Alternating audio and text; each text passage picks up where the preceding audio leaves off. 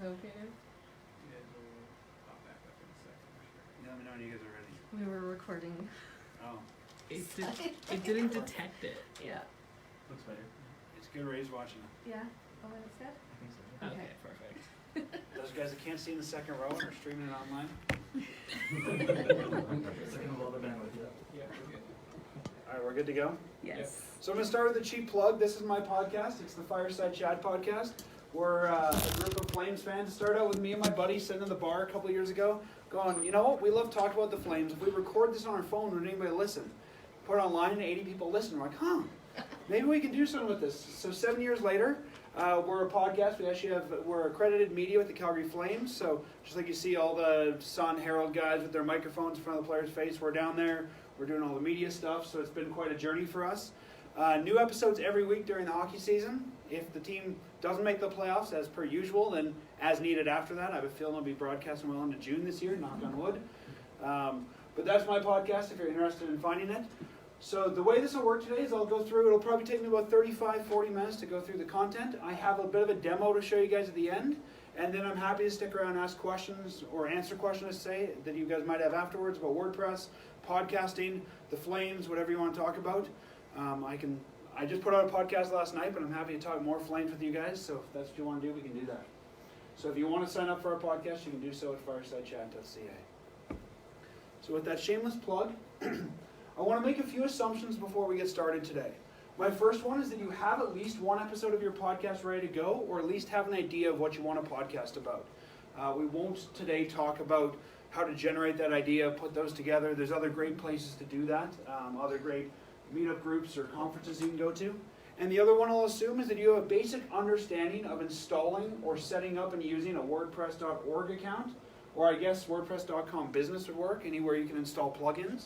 I think you need business, I don't use .com, but so you'll need to know how to install plugins and basic understanding of how the back end works. So those are the assumptions I'm going to make for us today. So the biggest question I often get from people, I've recorded my first episode. Now what? It's easy to grab your phone or grab a microphone, sit and talk, put together some really great content, but how do we get that out to the world? And that's the hard part for a lot of people. There's actually a lot more that goes into podcasting that we don't realize. When I first got into it, I thought, you know what? I just hit a button on my phone and magically it'll go onto the internet. Because the internet's full of fairies, right? And everything happens magically. But there's actually a lot of work to make sure that people can find your podcast and get into things like iTunes and Google Play and all these different podcast readers. So these are the things that I do when I have to distribute my show. The first thing I have to do is take all that media, post it to the website, whatever that looks like for you, whether it's WordPress or something else. Then I've got to write the show notes. I have to sit back and say, what did we actually talk about this week? And put together legible show notes that help my audience figure out what we've talked about. Part of that, so if they're downloaded on their device, they know what we've talked about. Also for search engines, if we can have plain text, because Google can't yet read audio. I imagine it's coming. Google I.O. is coming. Maybe that'll be their announcement. But they can't yet read audio.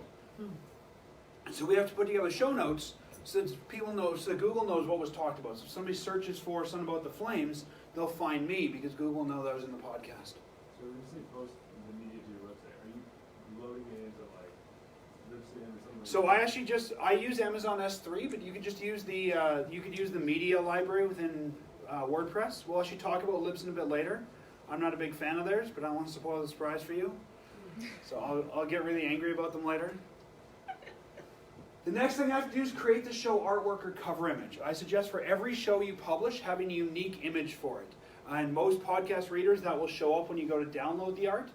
And if it's different, for us, we just have our logo with the episode number under it. So it's the same but different every time. It lets people know what is happening with your show, that's a new episode. I know some podcasts that have a completely different image for every podcast.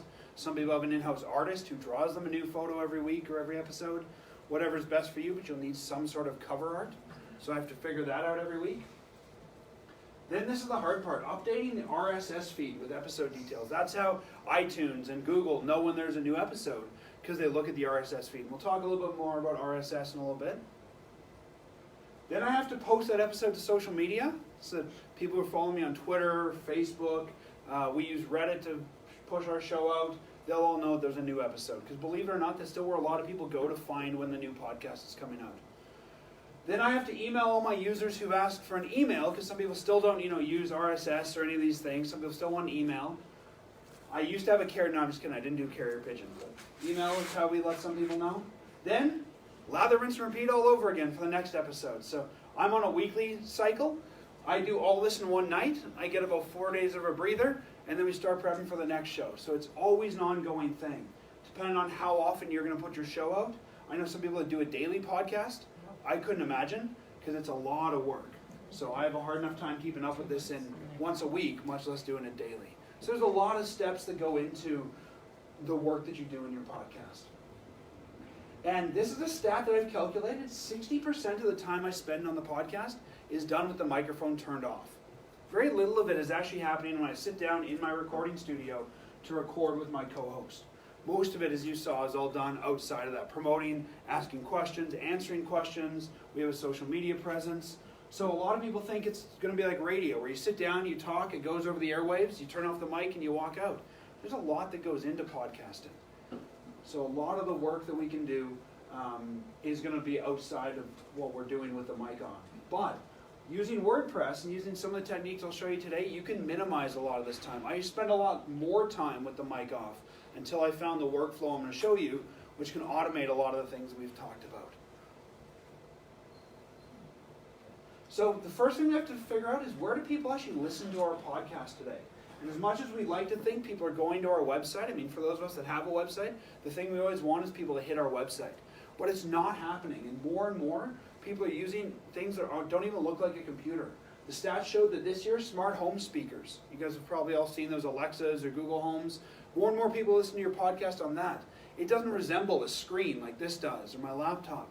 So you can say to your Alexa, I hope nobody has one on because I'm going to trigger it, hey Alexa, play Fireside Chat. And it will go out, find my list episode, and play it.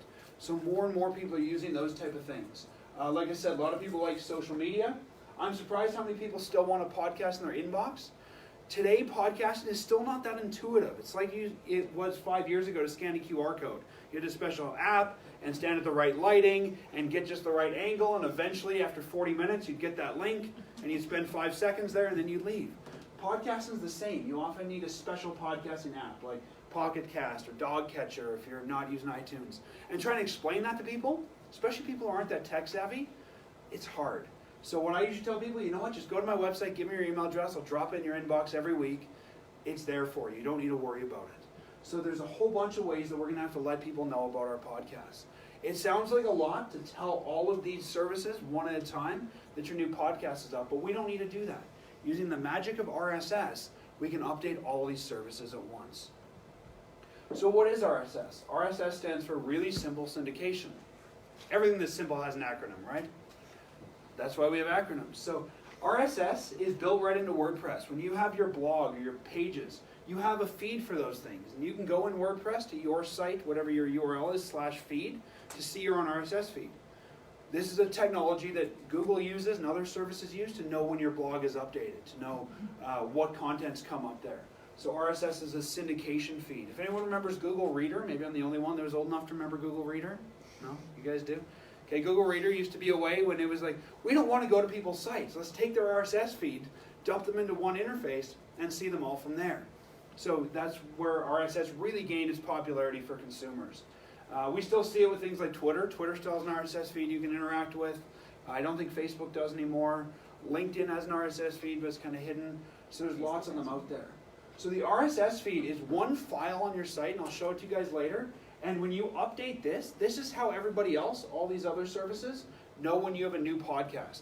Because all iTunes is doing is just checking once a day, saying, has the RSS feed changed? Has the RSS feed changed? Yeah, it changed! And then they can give people a new episode. So we don't have to actually call each one of these. When you ask Alexa, hey Alexa, play Fireside Chat, I hope nobody on the Facebook Live is, get my podcast playing now. If they are, that's okay. Keep listening. Are you checking to see if anyone's... I'm just looking to... It'll be very meta if you hear me through there talking about something else. No, nobody's commenting. That's okay. So, using RSS, when you say to Alexa or Google Home, play Fireside Chat, it's actually just going to the RSS feed and playing the latest episode. It doesn't know what episode I want, what the latest one is. It just goes to the RSS feed, grabs the latest episode, and shows me that one. on my phone, when it tells me a new podcast has been published, it's not like it's actually going to my website and going, well, the last one we heard was February 1st. Oh, there's a new date. It just pulls up the latest episode. It says, hey, this is the newest one. It doesn't look like you've listened to this yet, so we'll pull that up. So RSS is the key to making all this work. It is built right into WordPress. The only difference is with podcasts, the RSS feed has to be set up differently. Because with a blog post, for example, you generally don't have an audio file attached. Most of us aren't doing like the ebook version of our blog. Most of us aren't going to have things like the start time and the end time and things like that. So there's other information that we need in our RSS feed that WordPress doesn't provide by default. But I'll show you a plugin that can help you create those later. When I first started, every week we had to manually update the RSS feed, and one character difference, and iTunes wouldn't know we had a show this week. So it's like, nobody listened. Oh crap, it's because I messed up the RSS feed. Right? So you don't want to be in that situation. You don't want to do any coding. So I'll show you a way that you can update these with just a plugin and a nice graphical user interface. So like I said, we're going to talk about having WordPress do a lot of that hard work off the mic for you. And that's the next question I get when I come to a place like this, or when I originally presented a version of this at WordCamp in 2016, was how do we let WordPress do a lot of the heavy lifting? We know what WordPress is good at, right? WordPress is good at the website. That's why we all use it. I'm good at the talking part. I'm good at telling you who's playing well in the Flames and who's not, even though I've never played professional hockey, right? But I don't want to do all that hard work off the side. I don't want to update the RSS feed. I don't want to have to update Twitter. So I've come up with a formula using WordPress that will help you do a lot of this.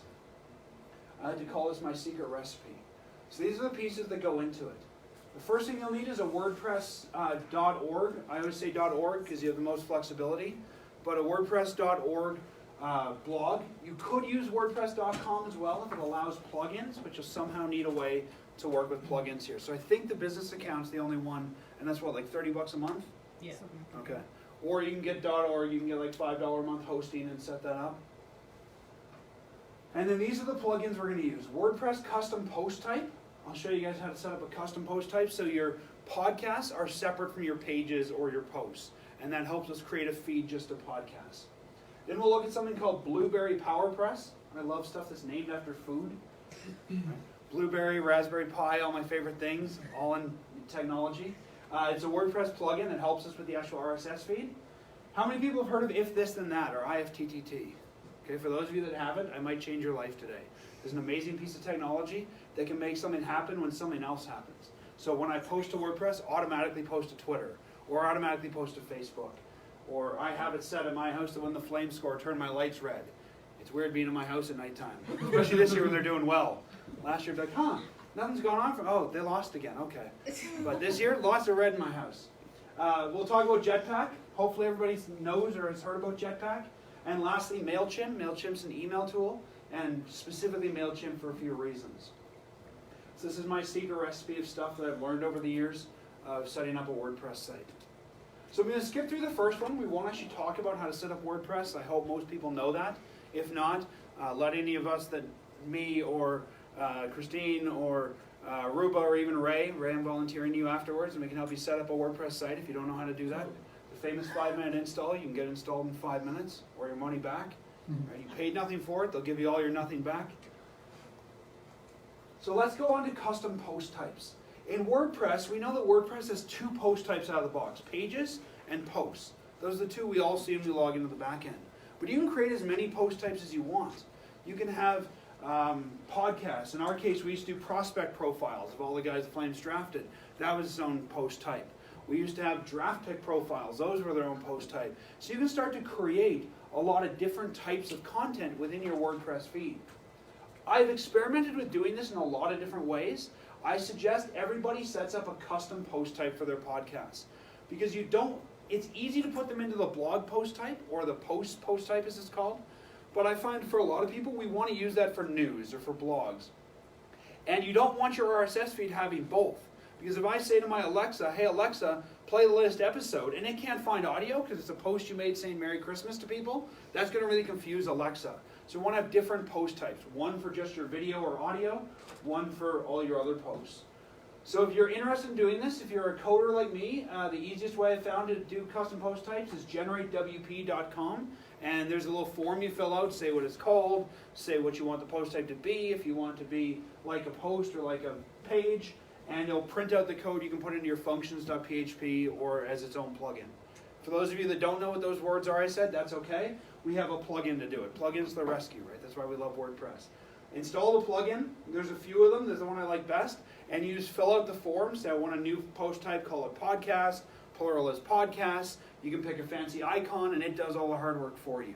So if you don't want to do some of the coding or you're scared of the coding, that's okay. There's ways to do that on your own. A couple things I'll suggest if you're going to do a podcast, depend on your format. I only do audio, but if you're doing video, I would suggest having both a video and an audio version as two separate feeds. Not everybody wants video. There's a number of people that say only want to listen to it while they're running. They don't want to watch you because if they're watching you, they'll hit a lamppost while they're running, and that's not good. And a lot of people don't want video because how interesting is it to see, in my case, me sitting at my computer talking about hockey? I can't show clips. I don't have the rights to that. So you really don't, you see enough of me here. You don't want to see more of me every week. It's just a talking head. So put in two post types. Put in a video and an audio. Then you have separate feeds, one for each one.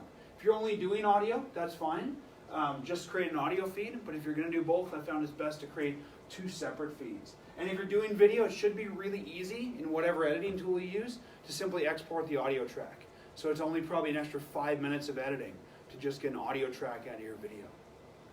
Like I said, this keeps your podcast feed for podcasts only, and it also simplifies the user interface for authors. I've had a number of times when I've had a co-host who's actually been responsible for posting the episodes. And when they log into the back end, it's really easy for them to know to post new podcasts, you click on podcasts. Instead of going, well, you have to click on posts and then create it and do these other weird things. You want to post a podcast, you click on podcasts. So it makes things nice and easy, especially for people that are non-technical. Another benefit is that we can have separate taxonomies for podcasts that are different than the rest of the site content. For those of you that don't know what taxonomies are in WordPress, those are by default your categories and your tags. So you've probably in your blog post before set up categories for posts. Maybe you've used tags. I like to have these separate for my podcasts. For example, for us, we have a category for each season. Where a podcast has seasons, sort of like a TV show. We stop at the end of the year because hockey stops being played. Then we start again. So we have season 1, season 2, season 3. In our tags, we actually put, say, the names of all the players we mentioned this week. So you can come to my site, type in James Neal, and find every episode we've complained he's not scoring this year. So if you want to find information about one player, I actually had a guy who got drafted. He says his grandma comes to the site. She doesn't care what we have to say every week. She just types in her grandson's name. She's like, oh, they talked about Matthew this week. Right? And she just wants to hear the episodes where we talked about Matthew. So having separate taxonomy just for the podcast is important. We might have different taxonomy for our blog posts or for our pages. So setting up your own custom post type gives you that flexibility to have a separate taxonomy for podcasts. And that can either be categories or tags or both. The next one is Blueberry PowerPress. This is what will do 90% of the heavy lifting for you. This is a plugin that's just made for podcasting. So it has all the tools you want. They fully support iTunes, Google Music, and the other big podcast aggregators, which is awesome because they know exactly what those are looking for. One thing this one gives you that some of the other ones in the market don't, it'll give you a built-in audio and video player. So just by putting your media file in, right into your WordPress interface, it'll drop in an audio player or a video player. So you don't need to add extra tags or embed things from SoundCloud or YouTube. It's all done right there. So I really like that because, again, I've had times when my co-host, who's less savvy than I am, forgot to put this link in or forgot this short code and things didn't show up. So it's automatic. Setup can be very simple. You can set this up in just a few minutes, or you can dig through the advanced settings. If you're somebody like me, that's a good Friday night for you, hitting that advanced settings button and going through everything. But there's tons of stuff in there. You might not want to look at it all, so you can get going with just the defaults. And the defaults are generally good unless, there's always the power of the default, right? Unless you know what you're doing, don't dig in further. But as you get further into your podcast, you might decide you want to change things, you want to tweak things, you want to optimize things. Is anyone not sure what a shortcode is? Does everyone want me to go over that in WordPress? Okay, so shortcodes, the idea is you can put something like just a YouTube URL and it'll actually expand it into the full YouTube player. You can do that with other things like I think Last.fm has one, SoundCloud, so you can put in square brackets SoundCloud in the URL and it'll actually put a player in there. So it's sort of a way to embed content from other sites. There's actually short codes that let you control how you want to see this. You can put a subscribe short code. They'll give you buttons to subscribe on iTunes or Android. You can show a whole playlist if you want to do that. So all sorts of different things you can do using short codes. And lastly, just like WordPress, it's open source and free, which is always important. There's no cost to this. We've all probably seen plugins where you have to pay $10 a year, $20 a year, $30 a year. It's all free. These guys make their money by actually doing podcast hosting. You don't need to use their hosting. They put this part out for free. So the hosting pays for the development of this podcast plugin. So it's all free. It's open source. It's being regularly maintained. I'd say there's probably an update every month or so on it, and it's fully Gutenberg compatible. So they've just done a big update to make sure everything's working with Gutenberg. I appreciate that too. Do we need hosting somewhere? Well, you'll need to put your file online somewhere. So you could just use the media library within WordPress if you want to. So on my website? Yeah, if you want to do that. It all depends on what your hosting will allow. Some people don't want to host. I mean, especially if you're doing videos, you could have gigabytes a week video, so you might not want to put it on your site. But we'll talk about some hosting options a bit later. Okay, I'll save you some money. The next one I talked about is IFTTT, or if this then that. If this then that is essentially a service where you say if something happens, then do something else. So I can set it up, for example, to say if I post a new article to WordPress, or in my case a new podcast, so if the RSS feed changes, post to Twitter automatically, post to Facebook automatically, in our case post to Reddit automatically. You can do all sorts of cool things by linking services that were never normally linked together. We used to have it set up so if the Flames scored, we would tweet the name of the scorer and what the time of the goal was, just by looking at TSN's RSS feed and getting that out of there. So you can start to make things work for you. So again, I don't want to have it where maybe I'm tired, maybe I have a meeting to go to and I post the podcast, but I forget to put it on Twitter, I forget to put it on Facebook. This service does it automatically. As soon as I post and hit that publish button in WordPress, it'll automatically go to Twitter, it'll automatically go to Facebook. You can work with Reddit, you can work with all sorts of social media channels. If you're interested in IFTTT, you can go to ifttt.com/discover to find out how other people are using it. Those are the most popular recipes. And ifttt.com/WordPress shows you just WordPress recipes. So if you want to know other things you can do with your WordPress blog. You can have it set up. You can do all sorts of things. I'm one of the few users that's saying, you know what, Twitter I don't like anymore, so I'm starting to use Mastodon, which is a separate version, but I don't want to tweet in two places, so anytime I post to Twitter, post to Mastodon. It looks like I care about that service. We'll see if anyone catches on. But nobody knows that because it's automatically done through IFTTT. I said in my house, my lights turn red when the Flames score. You can do all sorts of wonderful things with this. So play around with it. Now you have something to do for the long weekend. See how much of your life you can automate with IFTTT. And like I said, these are the episodes that we use. So we automatically tweet when a new show is live. So when that when that RSS feed for our show is updated, it automatically posts a new tweet that says, the new episode's up, #GoFlamesGo, #SeaOfRed, and it has the title and a link. So automatically all of our Twitter followers see that. We automatically post to Facebook, same idea, to our Facebook company page when a new episode's live, and we do the same to Reddit. In my case, I actually have a co-host. So the secret of our show, we don't actually record in the same place. My co-host is at his studio or his house. I'm at my house. We do this really super technical thing where we say 1, 2, 3, and we hit the record button, and we both record our own audio. Then we sync it up later by just taking his and mine and syncing it in Audacity. So I need to know when he's posted his file to Dropbox. So I actually have an IFTTT recipe that says anytime a new file goes into the Dropbox folder, send me a text, because I'm waiting for it so I can edit it. And sometimes it's not there right away. So I don't want to refresh, wasting my time. So I should get a text message every time it comes up. So there's all sorts of really cool things you can do with IFTTT if you think about it, or you go through and find out what services am I using, right? As far as reliability goes, have you found that IFTTT will occasionally not fire when it's supposed to, and is it worth investing in a paid system like Zapier? I found that it's not always instant, but it'll always fire. So I've had the tweet for the podcast up to 2 hours delayed. But what's 2 hours? I mean, usually I'm posting in the evening anyways, and most of my listeners are listening on their way to work. So as long as it's up there in a couple hours. They've put in some new fail-safes in the last little bit where they're actually logging anything that doesn't fire, maybe due to too many API calls, and they'll try it again. So in the last probably 18 months, I haven't had anything fail on me, unless it was my fault because I didn't give the right credentials or I changed my password or something like that. But it's gotten a lot better. Dan, just a quick Sure. question for Facebook people. Do you have a link that, Yeah, I'll put a link to these on the Meetup after. So if anyone wants them, they'll be there. They're also on my site under Dan Stephenson, and then our danstephenson.ca, and you can go into presentations. So they're either one of those. just 'cause- And then the next plugin, Jetpack. Jetpack, if you don't know about it, you should know about it. Jetpack is kind of the plugin, I've always described to people as a plugin that bridges the gap between .org and .com. You get all these features if you pay for .com, or you can get them for free on .org. Jetpack can do tons of things. We won't sit and look at them all tonight. But some of the major ones that I find are useful for a podcast. Social media share buttons. We've all seen on the site. Share this through Twitter. Share this through Facebook. Share this through whatever. They can put those right into your site. So you don't need to hire a developer to change your theme or do any of that. It can include all those social share buttons. Jetpack also has some great security features.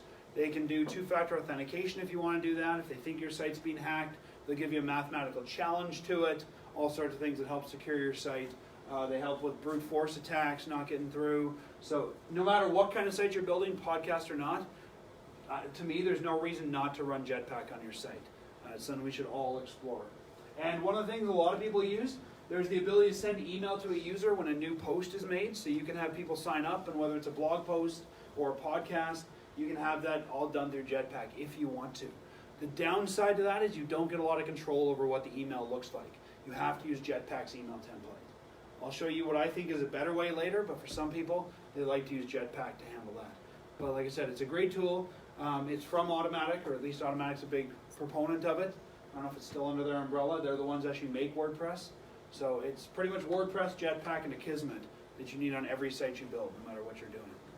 So is there a cost for Jetpack now? Or it's there is a free version that's still pretty fully featured, and there's paid versions if you want to have things like WordPress. They'll do your backups or some of their CDN stuff. There's a cost. They're really tricky with it now. When you first set up Jetpack, it's a very small link that says stay on free for now Yeah. or something like that, and you have to go looking for it. But it'll try and upsell you in that Yeah, first because I think last time when I did it a site years ago, it seemed like everything was free, and then obviously something seemed to switch, right? And recently when I did a new one, like it seemed like it would be free for like personal use, but anything commercial, they would kind of say, okay, you have to subscribe to one of the. Well, and for sure, a lot of places have that kind of licensing thing. And if Yeah. you're making money from it, it's like keeping the lights on, right? It's a cost doing business. But for most of our personal sites, Ray's right. They try to upsell you, but I haven't found a lot of need, just feature set wise, to actually upgrade Jetpack.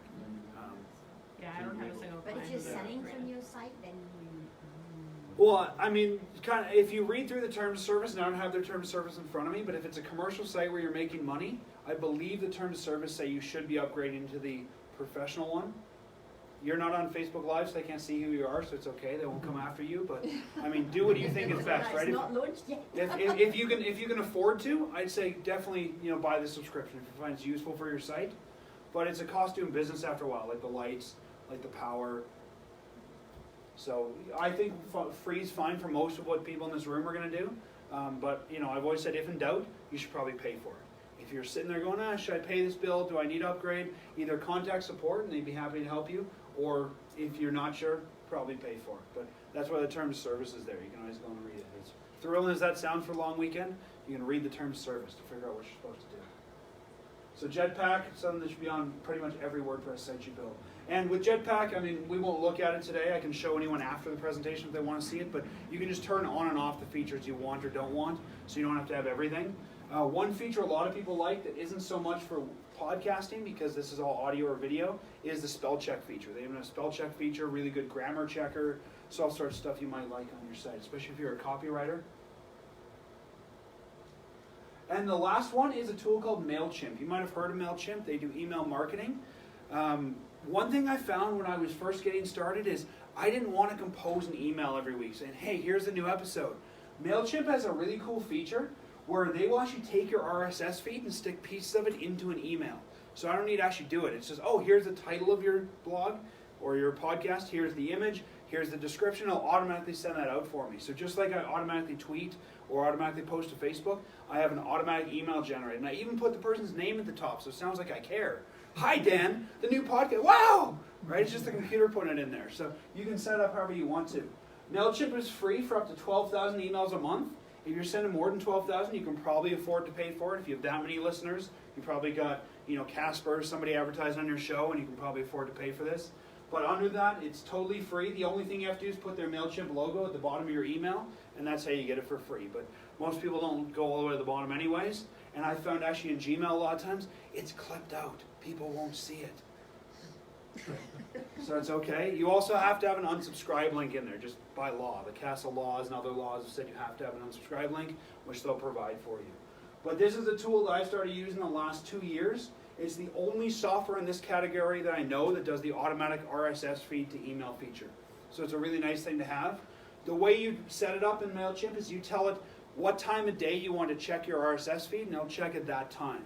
So for me, I say check it at 12 midnight. So if I post it any time in the last day, an email goes out at midnight. Most of my listeners have told me they want to listen on their commute in the morning. So if they get that email in the morning, they can download it ahead of time.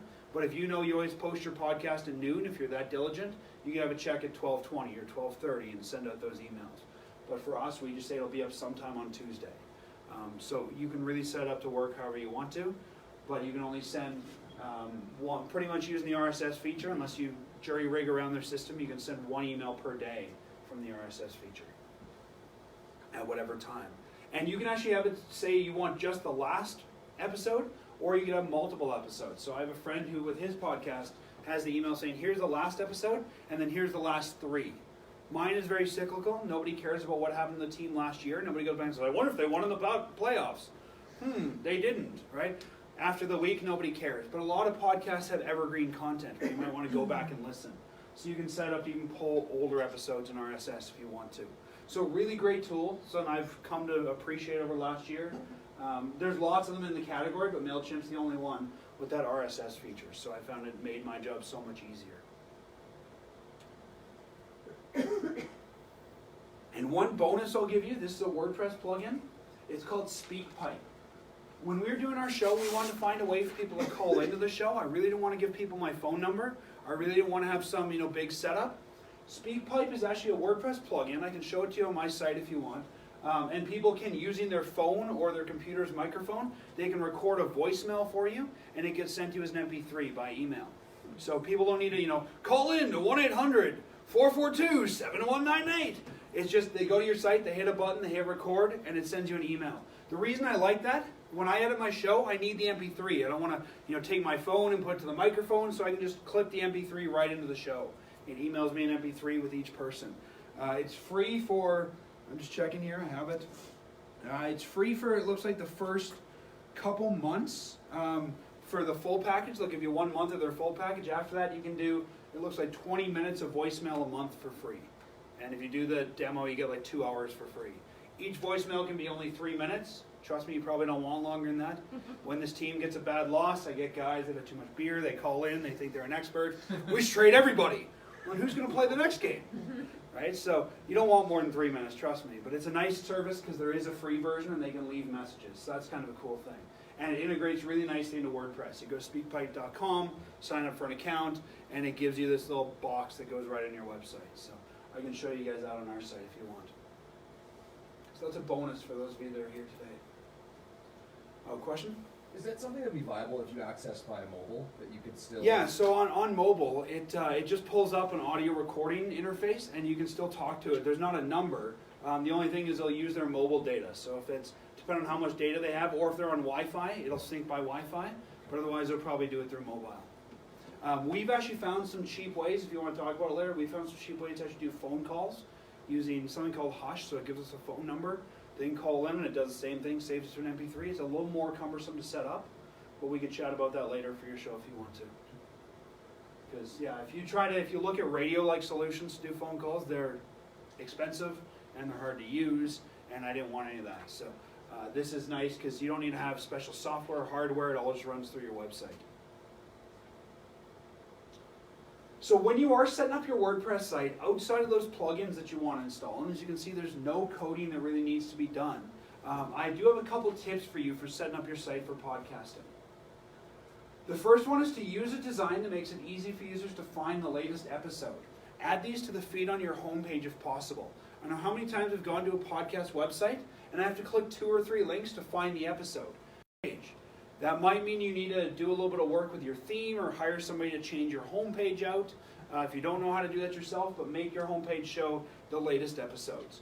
Or if you have popular episodes, you might want to put those on there as well. But it should be easy to go to your site, see the podcast right away, and download or listen to it. As I mentioned earlier, write show notes that are searchable and easy to read. Google's not going to be able to listen to your podcast and know what it's about to index it in Google. So they want show notes, written text about your podcast. You can get a transcription done. It's really expensive. Don't do that. It's like, generally nickel a word. You think, oh, that's not much. But over an hour, that's a lot of money. So just write what we do when we do our shows. We have a list of things we want to talk about. So after the show, I just go and put those into sentence form. Tonight we talked about this, and we talked about how this guy's scoring lots of goals, and this other guy's not, and maybe he should be traded, and we got a call from this guy. And so it's in there where you can read what the show's about. Especially if you're not a weekly show like we are, sometimes people might not want to listen to every episode. Think about your favorite podcast. You may have not listened to every episode. But the show notes, when I'm on my phone, let me decide, do I want to download that episode? Do I not want to download that episode? So it's just adding context to what you're putting on the site. We talked about it earlier, but use tags to help people find the content. Oh, sorry, question? Are there show notes going into the custom post type? Yeah, so the custom post type looks just like a blog post, so it just has the generic editing box, either with Visual Editor or Gutenberg, and I just type it all in there. I know some people have done it differently. Some people have linked a Google Doc, but I really don't want to link you off my site, so I just dump it right into the episode information. Use tags, like I was saying earlier, for every player we talk about. We put them in a tag, so later you can come and find your favorite player. For those that don't know, Joe McGinley's jersey is getting retired this year, so we've actually gone back to find every episode we talked about Iggy in. I don't remember them, 201 episodes in, so I searched for Ginla and they all come up, and then we can put those out as best ofs, or if somebody else wanted to listen to them. Maybe you're talking with certain people or talking about different things. Maybe you're talking to a Meetup group or about a Meetup group. You could put Meetup in there. It just helps people, again, find what they're looking for through your own search engine on your site or something like Google. If your show has evergreen content, stuff that's not going to go outdated like mine does, make it easy to find in the archives. I see so many shows who they have 900 episodes and all they're listing is episode 900, episode 899, episode 898. I'm not going to go through all that. Use categories. Use some of the things that WordPress gives us so people can easily find your content. If you talked about meetups, have a category called meetups and have an easy link for people to find that, because you want people to go back and listen to old episodes. That's the great thing about podcasts is it's not like you listen to it on the radio and it's gone after that. You can always go back and find it. And lastly, ensure that users can play the podcast file within your website. So often I see sites where they make me download it, or they make me want to listen to it other places. Some people just want to listen in the browser, especially if it's their first time. They don't know if they want this podcast. They don't want to add it to their phone yet. They don't want to subscribe. They don't want to give you their email address. So have a quick play button. They can just hit play and start listening to your podcast and decide if they want that or not. I know people that are doing research for doctorate thesis and stuff, and they're actually using podcasts for part of that research now. They don't want to subscribe. They don't want to listen to all of them. They just need this one interview, this one episode. So they want to just listen to it in the browser. They don't want to have to download that. So whether you set up your theme or use something like Blueberry PowerPress that we talked earlier, they'll put that right into your theme for you. Have a way for people to listen right in your podcast. If you really need to, you could use a service like YouTube or SoundCloud to do that, but I never recommend using somebody else's hosting, because you never know what they're going to do with it. They could pull it down, they could put ads on it. I won't say who. A company that I did some work with, they were unveiling a new logo, and their competitor bought an ad on their logo unveil. So there's the president down there to unveil logo, and YouTube put an ad at the beginning of the video. So that's why you want to host it yourself, because you never know what they might do with it. Different sites like YouTube have different content policies, and some people might get stuff taken down, might get demonetized. So I'd say when possible, make this your own embed. That way it's right on your site, you control what's there. And make it easy to find information about how to subscribe to your podcast, especially people not used to podcasts. If they have to hunt all over to figure out how to subscribe, they're probably not going to do it. They're not going to come back. So make it really easy to figure out how to subscribe, and if you're using social media, have a highly visible menu to display those social media links.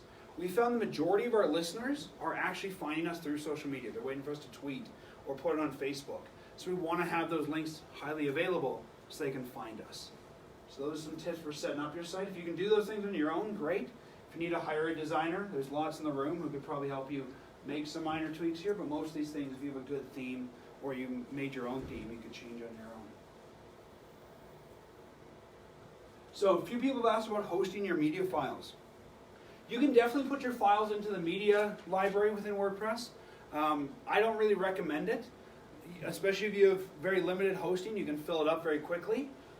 There's also sites out there like Libsyn, which was mentioned earlier, and Blueberry, and all they are is podcast-specific hosting. They're charging you a lot of money for stuff you don't need. So what I would suggest is using some sort of cloud provider. I use Amazon S3 myself, but Backblaze S2, Google Cloud Storage, Wasabi. You could even get away with using a Dropbox account if you really needed to, but these guys charge pennies. Like I have 201 episodes up on Amazon S3. They're probably about 50 meg each. My total monthly bill is like $6. They charge you like a penny per gigabyte you put up there. And unless you've got thousands of users listening, it's going to cost a lot less.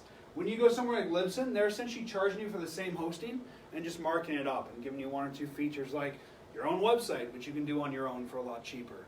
So I would use an external storage solution if possible. These are kind of geeky. They're not as easy to pick up and just figure it out, but a lot of people in the room here could help you, or if you want to talk to me later, I'd be happy to walk you through that. So if possible, I'd host separate from your site. Part of it too is if you get a really popular episode, depending on your host, and everyone's downloading from your media library, it can slow down your website. So having that somewhere separate that can handle the up, handle the down, especially if people want to be streaming it, where they're actually running from the web, Amazon will do a better job, or Backblaze will do a better job than your, dream host website will. So I would try to host those separately. Like I said, it can be hard to get into these, but they're generally pretty cheap. And especially if you don't know what you want, throw a couple episodes up there. It might cost you like 8 cents a month for your first couple episodes. We can all afford that, hopefully. And the great thing is, by the time it starts to get expensive, hopefully you're big enough you can afford those with a sponsor or somebody like that. I think Amazon still does your first year free. Do they still? Yep. So if you sign up for S3, your first year of hosting is free. So by the time you figure out if this podcast thing is for you or not, you'll figure out if you want to continue getting billed. So that would be my suggestion, is using Amazon. So that's why I wouldn't use Libsyn. I won't get as angry as I was going to about them, but I think a lot of these services are just taking your money and not giving you anything for what you get. Things like Libsyn, SoundCloud, Blueberry, stuff like that. So, I mean, they're there. It's sort of like the, Wix or Squarespace for a website. If you don't know what you're doing, you can use them. You're probably paying more and getting some tools, but you can't do everything you'd want to. So if you use a tool like this, all it is hosting. All they're doing is giving you disk space. You put your episode up there, and then you can put it on your website and do whatever you want with it. And stuff like Libsyn, you pay them for how much space you're using. So why do I want to jump up to another plan? Just charge me for what I'm using. Charge me, for every megabyte I use, charge me for that. Don't make me buy a plan that I haven't used all of yet. That seems kind of silly, especially when you're first getting started. So those are the ones I'd suggest. Like I said, I use S3 from Amazon. I know a number of podcasts that use Backblaze B2. Google Cloud you could use. Wasabi's a new thing from the guys who do Carbonite. If you're a Carbonite user, you might want to look at that. So I know a lot of you have heard enough of me talking. I set up a demo site with all the tools that I'm showing today.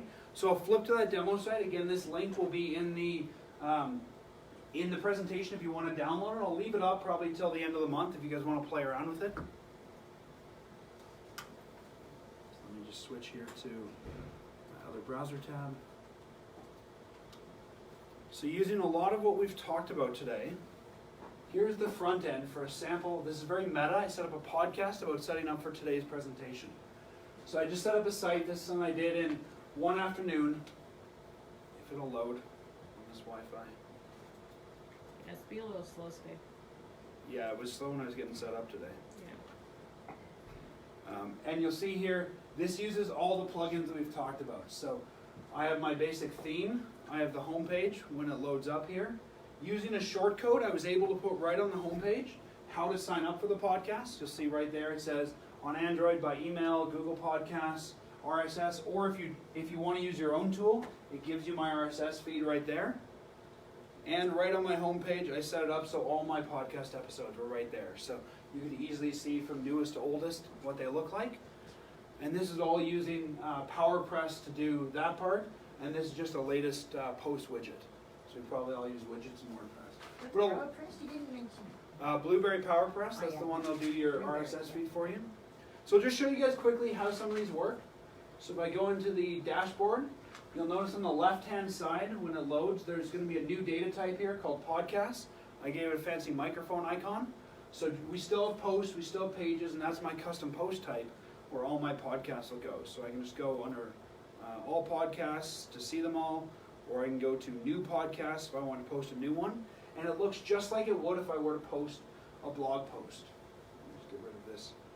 I was testing a theme on here I didn't use and didn't turn off. So you'll see that when we get in there, it looks just like adding a blog post. You'll see the title, you'll see the main body. If you're using Gutenberg, you'll see the Gutenberg editor. I have Gutenberg turned on, and then at the bottom, when this loads, you'll see all the PowerPress stuff, the stuff that actually gives us our RSS feed. So I could enter whatever information I have. I don't know why that's still there. I turned that off. And then if we scroll down here, once the Wi-Fi load, this is what Blueberry PowerPress gives me. So this helps me create the RSS feed for the podcast. So first thing it says is, what's your media URL? If you're using your own media, click here to browse the media library. Otherwise, just paste the link from Amazon S3 or wherever you're hosting your media in there. It will automatically figure out the file size and the length. iTunes wants to know the length of your podcast in hours, minutes, and seconds. So by putting your URL in there, it'll automatically fill those two in, which is kind of cool. You don't need to keep track of that. It gives you all these fields you need: the iTunes subtitle, the iTunes summary, the author, if you want to have an image. And you just fill those in, and that populates the RSS with all the extra data you need that WordPress doesn't already have to create your podcast feed. So it's really simple. Just fill those things in, hit your publish button, and it'll save all that for you. So if I show you one that's filled in, let me just go back to all podcasts. And these are all things that Apple just decided: subtitle, summary, they want those. And if you read through it, it says, like, if you don't fill this in, we'll just use your blog post. So you don't need to necessarily refill everything. Do you need something like Yoast still, or is that replaced? It depends if you're using Yoast for. I mean, if you're doing a lot of SEO stuff, usually Yoast is great if you're doing like blog posts or pages, which are probably going to be more search optimized. So if you're still doing those things, you might want to use Yoast. That RSS feed is really just for iTunes, so, or those podcast feeds. So they both have a different purpose. It just depends what you plan to do with your site. I know someone that has a lot of articles and also some podcasts, so you might want Yoast for the blog posts, but doesn't necessarily need them for the custom post type. So we go here and we take a look at one that's already set up, and if this will load, there we go. So if I take a look at one of my existing episodes, all I did is I gave it the URL, it automatically figured out the size, and it automatically figured out the length. And I could put in a subtitle or a summary. I didn't in this case, but you could easily give it, if you wanted those things, a subtitle for iTunes, a summary for iTunes, and that does everything you want it to do automatically, which is pretty cool. It fills in that RSS feed, creates the RSS feed. And just to show you guys how the rest of the PowerPress settings work, because PowerPress is the big part you're going to work with here, this is that PowerPress plugin. So like I said, you can be in simple mode or advanced mode. Let me just go back to simple mode here, the one you'll probably use. And it's 3 steps. All you have to do is tell it the name of your podcast, give it a subtitle, give it a little bit of a summary about your podcast, tell it if it's what category it's in, if it's explicit or not, an email address, is this an episodic podcast or a serial-like podcast, give it the artwork, and again, I'll just create all those things in the RSS feed for you. So very simple to get started. It's one page. You can go through this easily to figure out what you want to put in there, set up things like your images, and then, like I said, if you want to go through more advanced, you can. The way this looks on the front end, just so you guys can see it, without making any changes on my end, just by putting in those pieces of data there, I get a nice play bar where I can play it. Gives me the chance to download, play in a new window, subscribe, everything's built right in for me. So just by typing in my media URL, it fills this into my theme. If you're an advanced themer, you can pull that out until I want to manually place those, but for most of us, we just want it automatically placed. And just by pressing this button, I can start playing the podcast. So I don't have speakers on here, but it would start playing right in the browser. The other piece I really like, and the last piece I'll show you in this demo, is it gives you what's called a pre-built subscribe page. So a lot of people don't want to sit down and say, here's all the different things on Android you need, and here's how you subscribe on iTunes. The plugin comes with this. So it'll show you your podcast image, which in my case, I made this my image. It shows you automatically if you click on Android or email or Google Podcasts, and it'll take the user right to where they need to go to subscribe to that. So this is all powered by Blueberry PowerPress. And they give you this page. Yes? It's not a real one, so. No, this isn't a real podcast, so it hasn't been submitted. But if it was, it would go right to your submitted Google Podcast or iTunes, wherever you want to go. So you don't need to maintain that, which is nice. Forgive me if you've answered this already, but is there a fee to submit a podcast to one of those directories? Yeah, so normally you just take your RSS feed, so I take this, and right through the PowerPress interface, I'm not going to do it because I don't want this to be live, but you can put your URL in and hit submit to iTunes, and they'll do the submission for you. So I won't do it tonight because I don't want this to go live, and pretty much anything you give them will be live. But right through the PowerPress interface, you can do it right there. Some of the sites like Stitcher, you have to go to them to do it. But once you have your RSS URL, it's easy to do. Generally, all you're doing is going and giving them that RSS feed, and then they'll submit it to their And does directory. iTunes charge you to have No, it? they Or don't. Stitcher charge you? As of now, they don't. So they want it there because they want people going to look for a podcast, so they want your podcast there. And this is the RSS feed. I mean, it's not pretty, but it doesn't have to be. A machine's reading it, not a human. So that's the RSS feed for my podcast. So you'll see, for those of you, I can see Ray trying to read through it. There's some other stuff in here that you wouldn't normally see. Just some things like, update period, update frequency we might normally see, and then some iTunes specific stuff. So Google has some things they want, iTunes has some other things they want. PowerPress will handle all those for you. It'll put in all the Google stuff, all the iTunes stuff, all the Stitcher stuff, and they stay on top of this. So iTunes made some changes to what they wanted a couple years ago. All you had to do is update the plugin, and they automatically change your whole RSS feed. So that's a nice thing about using this tool to sync that up for you. So I won't go through how all of this works, but if anyone wants to chat after, you can. I just want to give you a basic look at some of the major things this gives you. And then it also tells you here exactly how to subscribe for different people. So I spent a lot of time at one point doing a video tutorial on how to subscribe on your Kindle, and then they changed the interface. I'm like, no! So I'm like, you know what, these guys can handle it for me. So that's a nice thing with this subscribe page that comes automatically as part of the PowerPress plugin. Just go back to my presentation here. So that's all I was going to give for you guys today. I was going to open the floor to some questions. Let me just get to, but before I do, I wanted to give a plug to another meetup group, and that's the Calgary Casters meetup group. So if you're interested in podcasting or think you might be interested in podcasting, why is it not showing? You might want to join the Calgary Casters. We meet up once a month, and it's pretty much a group of all podcasters. People that are looking to start, people like me that have been doing this for a long time, and it's a great place to talk shop, get tips. Last year we sat around talking about, or last month I should say, we sat around talking about what microphones we wanted to use.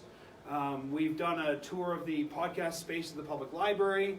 In a couple months we're going to have somebody come in and talk about interview skills, which is a really cool way to meet other people and get some tips. So if you're interested in podcasting, go to meetup.com and look for the Calgary Casters, or you can take a picture of it. I'll even pose with it. And I'm a co-founder of that group. So that's all I had to present for you guys, but I'm open to any questions you guys might want to ask or anything you want to chat about. So that's my presentation for today. Thank you.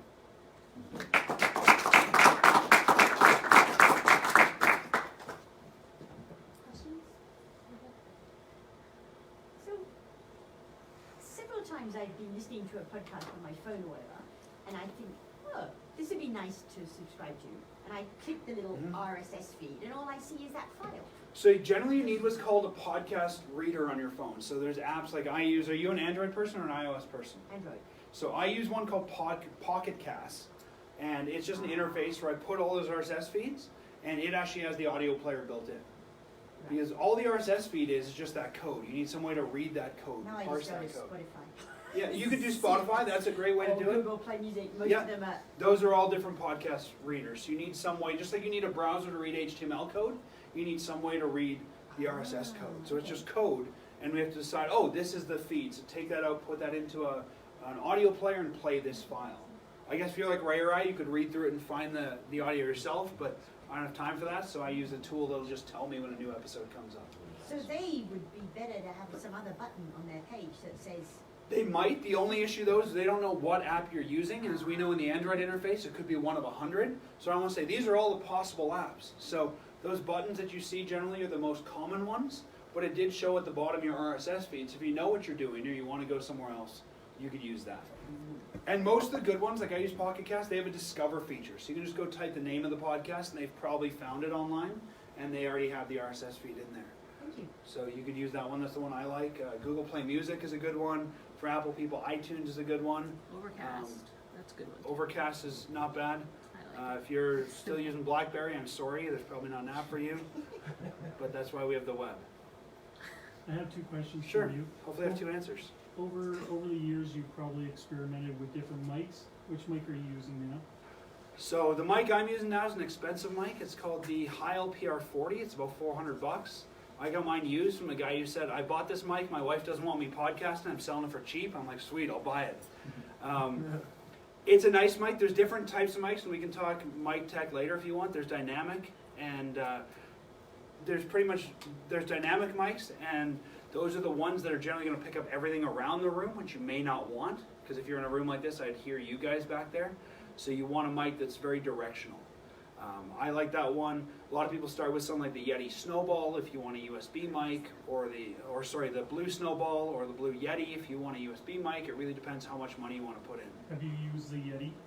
I've used the Yeti myself. Is there a huge quality jump between the two that you're? There's not a huge quality jump, but for me, I want the ability to have multiple mics in the same system, and you can't do that with USB. So I had to go XLR into a mixing board, so I could have like me and a co-host sitting in the same room on two separate mics, and you can't do that with USB. And the second question was, what are you using for software to do the recording? Is there any difference? Is there any software that you? So for recording, we use Audacity, which is free, and that's all we're recording with. We actually use Skype to talk, so we have it set up so I hear my co-host and he hears me through Skype, and we're just recording our own local mic, and then we stitch those together. So it's a little bit of a hack. There's also a tool called Zencaster. It's an online tool, and it can do a lot of that for you. You can have the conversation, it'll record your local mic, and sync it right to Dropbox if you want. There is a fee. I think you get 4 hours a month for free, and then there's a fee after that. I'm not sure what the fee structure is, but there's different ways you could go. What's that? It's glitchy. Yeah, it can be. Depends what you're doing with it. Some people like to do something like if you're doing a video, using something like Google Hangouts is a nice video tool as well, and then you don't need to worry about recording your audio locally. The only bad thing about that is you couldn't level one host over the other. So if one of my hosts is louder, by having 2 separate audio files, we can change them independently. If you just record your Skype call, you can't do that. So that's why we like to record each of us separately. Okay, thanks. Any other questions? Can you make like a good income with the podcast? The first thing I have to ask you is what's your definition of good, because that might be different than somebody else's. 1 million. I don't know any podcasts making $1 million. No. The ones that are making good money often have multiple shows. You look at somebody like the Twit Network or Gimlet, where they have 20, 30 shows, and they're making money by doing multiples of them. And that's really where the money comes in right now in podcasts, is getting different shows for different niches and running multiples of them. It's like if you had a radio station that only had one show a day, you're not going to make any money on it. But if you can get somebody to buy ads all through the day on CBC, you're going to make more money. So if you want it to be a full-time job, you'd probably have to do many different shows, probably have many different topic areas to do that, and that's how you get more sponsors. They're kind of like part-time, like you're. Or Yeah, you can. some And people- I mean, I most always say people- too, compensation comes in many forms. For my podcast, I'm not getting paid, but you know what? I get a free seat at the Flames games. I get a nice media dinner. I get to meet the players. So that's, something I would normally spend money to go to the game, probably spend $9 on a beer when I'm there. I don't want to spend that much money.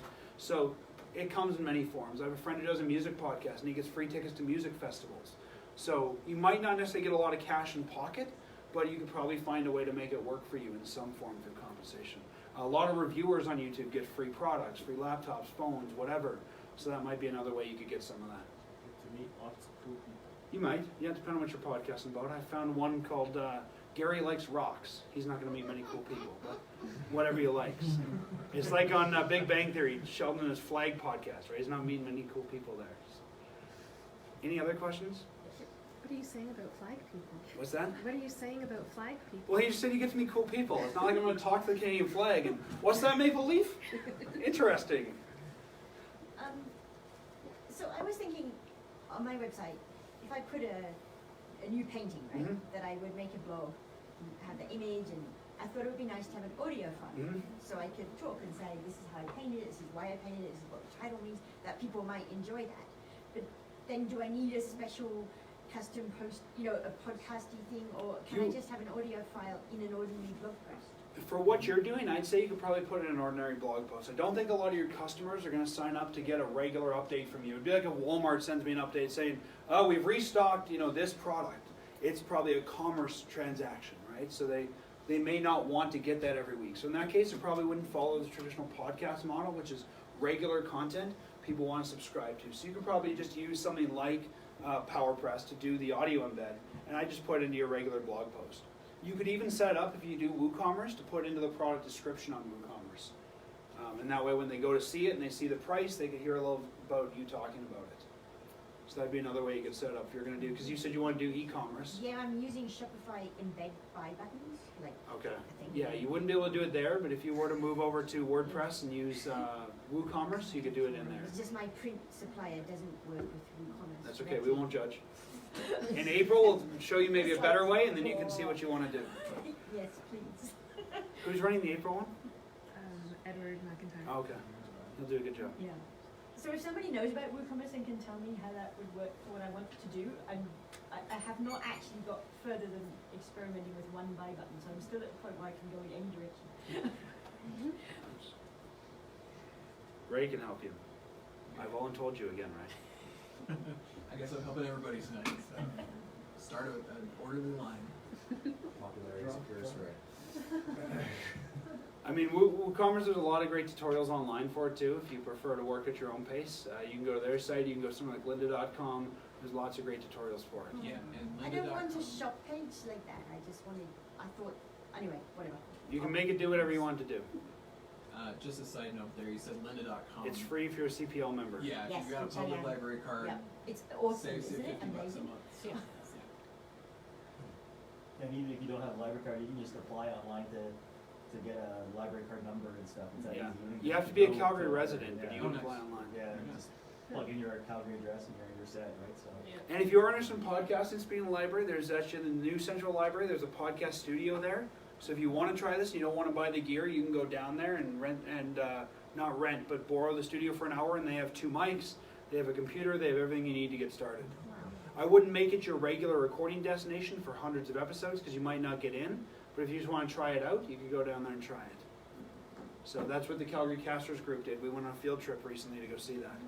But there's also a video studio down there. If you want to do video stuff with a green screen, they've got a whole studio for that as well. So some great resources at the library. This is more of an opinion question. Sure. But, I have lots of those. what do you think of podcasts that are spooling up communities on Patreon that ask for people to contribute a little bit of money every month to continue to build their content? I've never been a Patreon fan. I look at it as the public TV model. I remember as a kid watching Sesame Street, and then they said, hey, get your mommy and daddy, and they try to get you to help the public access idea. To me, if it's great content, you should be able to get a sponsor to pay for it. I mean, you don't watch Big Bang and they go, hey, you want to watch this next week? Pay me some money, right? We'd sit through commercials. So I believe if it's good enough that someone's interested, you should either be able to get community support for it, or sponsor support. But a lot of people are doing this as a hobby. And how many hobbies do we have that we don't get people to pay us money to do that hobby? So I'd say start as a hobby, be willing to take the loss on your own. I showed you guys how to mitigate some of those costs. If you want to do it, you can, but the whole thing with Patreon is it's designed for give me something. If I give you $5, give me something. If I give you $10, give me something different. And it really, I found it can be hard to keep up with that way. If you really want somebody to donate, I would actually just use something like a PayPal button, because Patreon takes quite a chunk of what you're making, and you don't need them if all you're doing is getting people to pay you. Set up WooCommerce if you want to put a button on, or just have a PayPal tip jar type thing. But yeah, I'm not a big fan of Patreon. I'm not a big fan of the whole pay us to keep this going model. You know, we've had times in our history where we didn't know if we'd keep going, and the whole thing was, hey, let's go see if anyone's interested in sponsoring it. I mean, you know, we've gone to some breweries. What goes better with hockey than beer? So we've gone out and said, would you guys be interested in paying us a per episode sponsorship, at least enough to cover the cost? And if you look at the cost of production, it's not that high. Again, if you're trying to make money as a living, you probably won't be able to get that much. But if it's just pay me my costs so I can keep doing the thing I enjoy, you should be able to do that. Otherwise, you might be too niche if you can't.